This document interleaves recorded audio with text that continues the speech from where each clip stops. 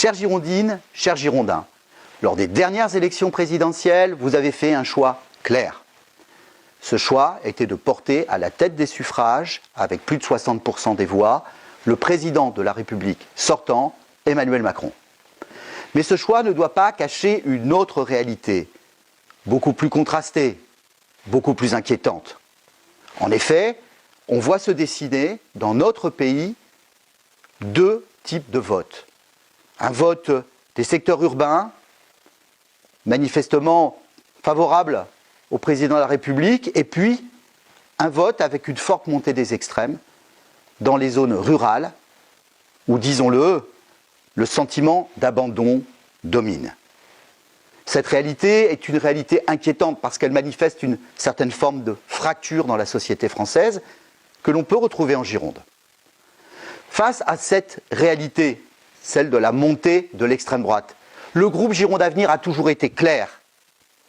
Nous refuserons toujours tout lien et toute forme d'alliance avec l'extrême droite. Malheureusement, la réciprocité n'est pas vraie. Car aujourd'hui, pour entamer la phase des élections législatives, le président du conseil départemental, Jean-Luc Glaise, a décidé de constituer une grande alliance avec l'extrême gauche. Une alliance qui réunirait dans la NUPES un attelage hétéroclite composé du Parti socialiste, des écologistes, du Parti communiste et de la France insoumise.